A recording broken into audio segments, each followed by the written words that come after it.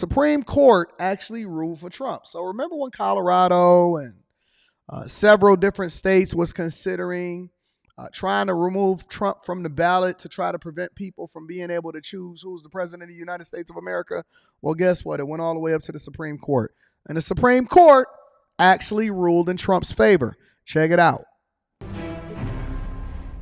All right, we just got the breaking news. Thank you for being with us here on MSNBC. The Supreme Court issuing a ruling on the Colorado ballot case. I want to go straight to Ken Delanian, who is outside the Supreme Court with this decision. Ken, what do we know?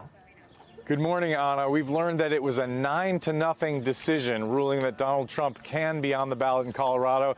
And now, you know, people are so mad at that. Listen. You got to be so wrong for the Supreme Court to rule 9-0, both conservative and liberal justices, 9-0 ruling that and reversing the decision of removing from. Now, how many taxpayer dollars and how much time was wasted even doing this in the first place? You got to be so wrong, 9-0, that they're removing the fact that you just egregiously lied and tried to finesse and tried to remove him from the ballot. Here's my thing. Let the people decide. It's not up to you. Let the people decide. Other states, justices during the oral argument seemed very skeptical of the idea that one state could decide for the nation whether Donald Trump was an insurrectionist and was therefore disqualified under this 150-year-old provision. Now we know that there was not a single justice who held that view, so there were no dissents to this 9-0 decision ruling that Donald Trump can remain on the ballot in Colorado as voters go to the polls tomorrow during Super Tuesday, and also in Maine, where there had been a decision to disqualify him from the ballot. And so this Super Tuesday is today. Ruling, we understand, has the effect of prohibiting other states from attempting to do so. And that really reflects what we heard from both liberal and conservative justices during the oral arguments, Anna. For example, Elena Kagan confronting the plaintiffs, essentially saying, your problem here is that you're arguing that one state can decide for the nation who can be president, and no justice was willing to go along with that. All right, so we know that he absolutely continues to be Teflon Don, so shout out to him. But he also responded to the Supreme Court ballot victory. Check it out what he had to say. You cannot take now on something that will be spoken about 100 years from now and 200 years from now. Extremely important. Essentially, you cannot take somebody out of a race because an opponent would like to have it that way. And it has nothing to do with the fact that it's the leading candidate, whether it was the leading candidate or a candidate that was well down on the totem pole. You cannot take somebody out of a race. The voters can take the person out of the race very quickly, but a court shouldn't be doing that, and the Supreme Court saw that very well. And I really do believe that will be a unifying factor, because while most states were thrilled to have me, there were some that didn't, and they didn't want that for political reasons. They didn't want that because of poll numbers, because the poll numbers are very good. We're beating President Biden in almost every poll. New York Times came out yesterday with a very big poll for us. So they didn't like that, and you can't do that. You can't do what they tried to do. And hopefully Colorado, as an example, will unify. I know there's tremendous support. They brought our support up very strong in Colorado, because people in Colorado thought that was a terrible thing that they did. And while we're on the subject, and another thing that will be coming up very soon will be immunity for a president, and not immunity for me, but for any president.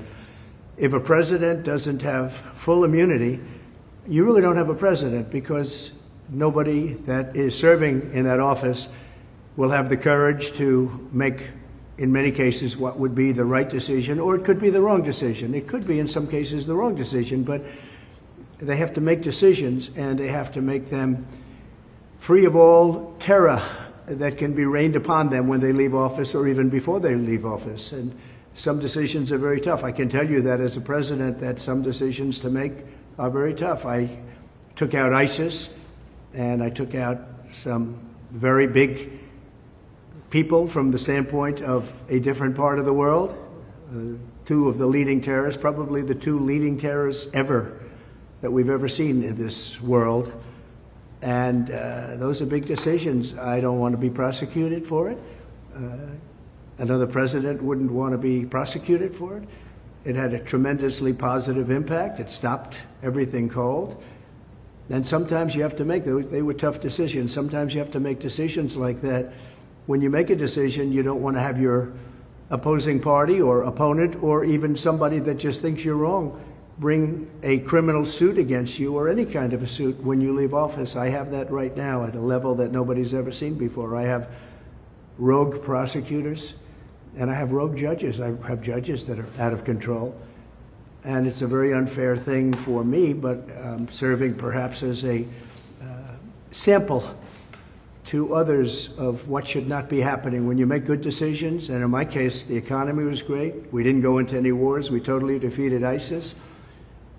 We provided the largest tax cuts in history. We provided the largest regulation cuts in history. But think of it, no wars.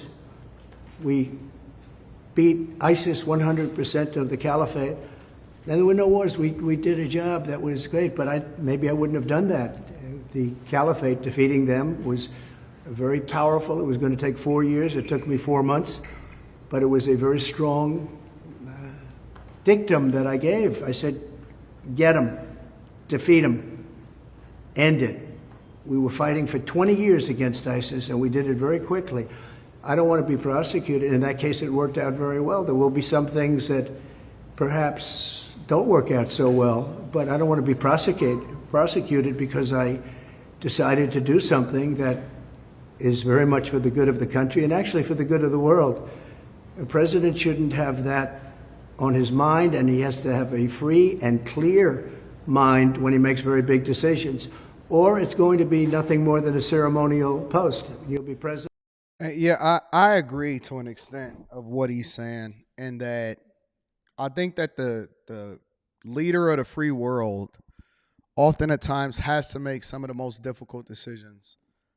What we see happening right now, I can't remember in any of my history lessons or anything that I've ever studied this being a thing for any president that came before him, and that they're trying to leverage the fact that the people actually support him against him. And instead of letting the people determine whether or not he should become president again, they're trumping up a whole bunch of charges, and they're saying that he doesn't deserve to be president anymore, or at the very least even doesn't deserve to be on the ballot. And that's insane. It's very much insane. Even in the midst of the whole ethics probe to determine whether or not they should even be the ones to prosecute the case in the first place, as far as Georgia, I believe that is absolutely insane. So I agree with that. It'll be a wonderful thing, and you won't do anything because you don't want to be hit by your opponent or hit by somebody else. Because who wants? Because then the person that defeated you can then leverage power of the government against you. To leave office and go through what I've gone through. I'm being prosecuted by Biden, my opponent, because every one of these things, whether it's Fannie Willis or Bragg, these are local and state, but they're in total coordination with the White House. You can't do that. It shouldn't be done. And that's where, for me personally, and look, one of the things I like about him is that he just says what he's really thinking. He just says it clearly, plainly. He said, listen, Fannie Willis and what's happening over there in Georgia is in total 100% cahoots with what's happening over in the White House. He said, listen, the judges, district attorney, we all know that the judge that's even determining whether or not Fannie Willis and Nathan Wade should be a part of this case in the first place, donated to her campaign. Where they do that at?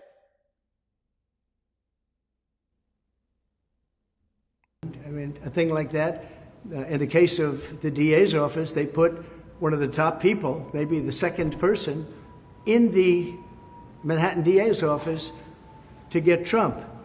They had a Hillary Clinton lawyer leave the law firm, very prestigious big law firm, leave the law firm to go into the DA's office to get Trump, Pomerantz, Mr. Pomerantz. So he goes in to become a prosecutor, worked for the Democrat Party and Hillary Clinton, goes in to prosecute Donald Trump at a local level in total coordination with the Department of Justice, meaning Biden. And then you have the Fani Willis, or as That's she would crazy. say, Fani, F-A-N-I, but Fani.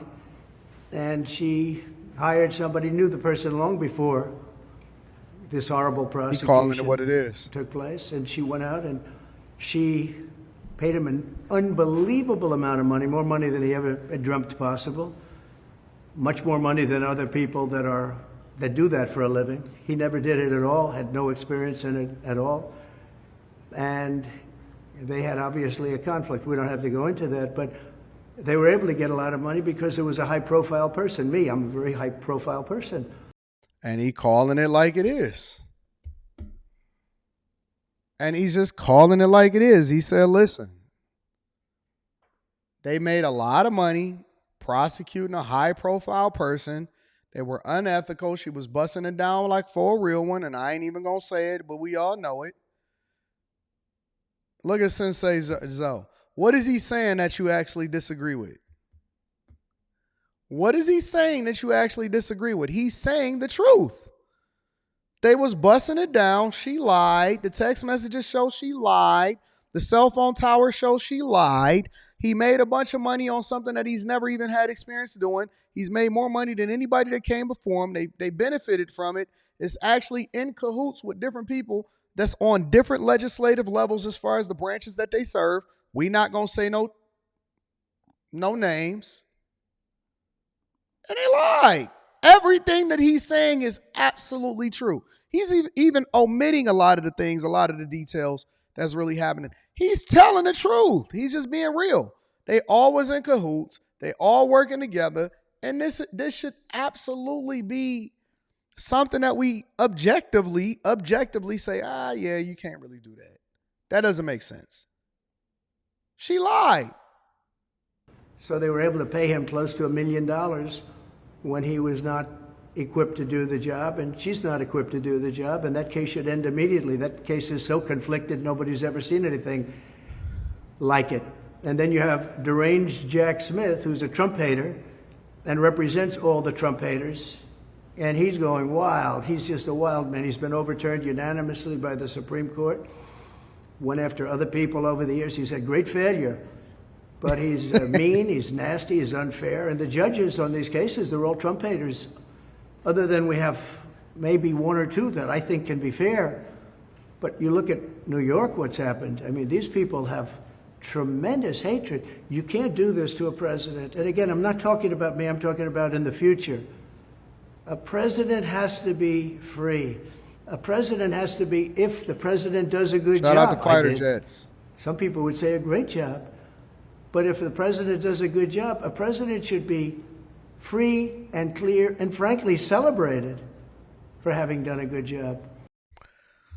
Let me say this, and then we can move over into the next thing, because I want to make sure that we get over into these migrants, diversity, equity, and inclusion being priced out, people having to go into tiny homes. I want to get to the money. Let me just say this. What I'm wondering, especially from a lot of these people that don't like him, cool, you don't like him as a person, awesome. God bless you. You have the right to your opinion.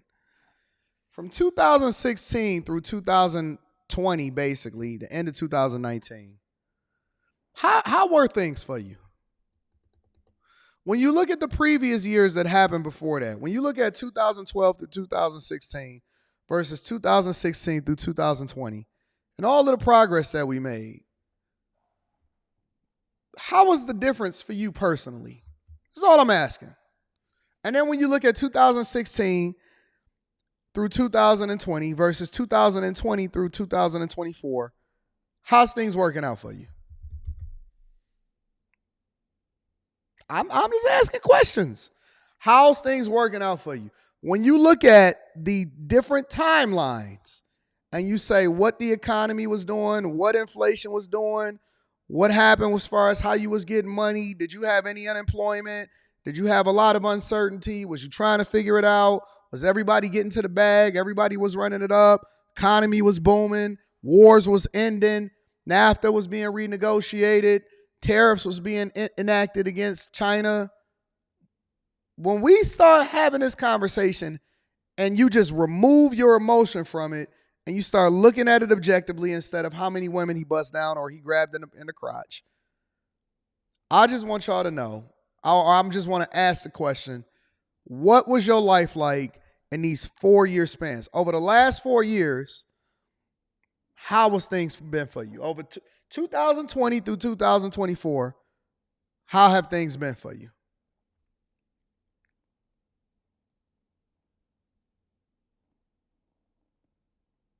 That's all I'm asking.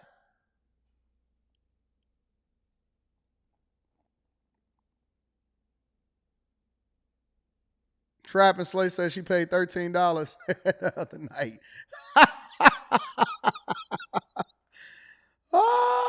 When you think about it, we had no new wars.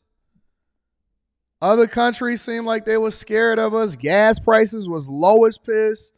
Nobody was complaining about food prices. Everybody was getting money. Everybody was running up a check. We didn't need no stimuluses or none of that, right? And then 2020 through 2024, we got more arguments amongst each other. You know why people argue? Because they be broke. Because it be struggle season. People, listen, money fixeth a lot of things. Money solveth a lot, and I'm using it ETH. Money solveth a lot of problems. Money solveth a lot. When the money is good, people don't have no arguments. They ain't going back and forth. They're not going to sit here. You can overlook a lot of things when you're starting to get to the, you know what? He cussed me out a little bit, but he bought me a car. You know what I'm saying? The ladies wasn't even tripping on us back at the, listen, 2016 through 2020, they didn't trip. Y'all do realize that, right? He got in a little later than he said that he was going to come in. But the check was still there. You know what I'm saying? But nobody tripping. You notice how that, notice how that work? You notice how that work? You know what? He was a little grumpy today, but he made sure that my car was filled with gas. The ladies couldn't wait to give up the box. Now it seemed like that they putting the box on the chastity belt. I said, where all of the box go for all of the fellas? Where did all of the box go for the fellas? You know what I'm saying? Refrigerators was full. People was doing meal prep. Everybody was traveling. We seen more women traveling to different countries, BBLs, everybody seemed like they was figuring out how to get along. Things wasn't perfect, but they was trying to figure out how to get along. They didn't trip. Everybody was getting money. Everybody was making money. Then the gas prices went up. Inflation was on 10. Y'all had to stay home together. Y'all tried to figure it out. They was locking down the cities. Y'all went on rent moratorium. Everybody all of a sudden started complaining about their student loan payments. Couldn't nobody get no new jobs. Everybody started having to work 2 jobs. You start seeing women complaining, I could do good by my God self. Like, what? You wasn't saying that in 2017, 18, and 19. All of a sudden, you need a high-value man. Remember? Y'all was arguing with me. You said, Anton, you can get by on $40,000, $50,000. Remember? We could do that. Now, all of a sudden, $100,000 ain't enough no more. Last night we was on a live stream and they said 100,000. I said, just a second ago y'all said a high value man was $100,000. Everybody was doing good in 2017, 18, and 19. We was throwing money in the club. Everybody was popping. You know what I'm saying? Everybody had a good time. People was trying to figure it out. Wasn't nobody complaining. Murders was down. Crime was down. Chicago always been Chicago, but we ain't gonna go there. Life was relatively good. It was trending upwards. We had suffered in 2008, 9, 10, 11, 12. 8, 9, 10, 11, 12, we was suffering. 12, 13, 14, 15, 16, We thought it was going to get better. We was like, man, this is kind of looking a little bit more like 2010 than it did 2008, 2007, 6, 5, 4, 3, 2, 1. Everybody had free money. People was going to get BBL. People was like, come on, man. Come on. I don't care who he busting down. What I do care about is policies, politics, and whether or not inflation is out of control. And so, guys was getting hair units. Remember that? Y'all start, hey, you can't even go to the barbershop unless you're spending $200 now. You can't go to the barbershop unless you're spending $200 now. Now, every liberal city, look, they got y'all to defund the police. California is in a crisis. They in a deficit. Chicago is in a deficit. Migrant crisis is out of control. Borders then opened up. You got more people. Atlanta had migrants in the airport. Boston got them sleeping at night. Listen, everything is in the opposite direction when Detroit decided that they wanted to step up and they actually want to come up and everybody else is on the downturn. I'm just being honest with you. You see how that flip-flop? We doing good over here. Listen, I'm cool. We good. Don't worry about it. Don't worry about it. We good. Every other city is on the downturn. LA, Philadelphia. When you go out to Philadelphia, go down Kensington Street, everybody like this.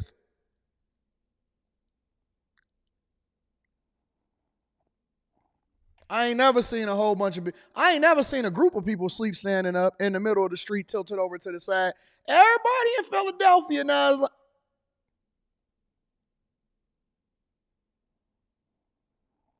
I said, what is that? What they on? That's a new type of heroin. They said, Anton, that ain't heroin. That's that Fenty. I said, Rihanna got some new drawers out there. They got niggas sleeping up, standing up. I said, no, that's that Fenty, that fentanyl. They got that fentanyl out there in Philly. I said, white people taking it too? I said, wait a minute. You telling me white people is on the street sleeping upside down too?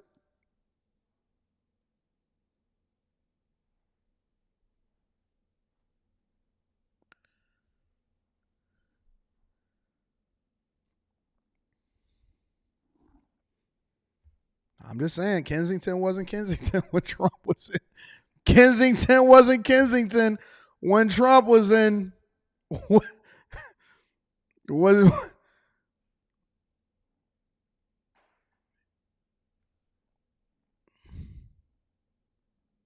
Tell me that ain't looking like that. Tell me they ain't looking like that. Okay, listen, I was just asking a question. I ain't tripping. Okay, now you ain't got no middle class no more. Y'all don't know what is a high value man is no more.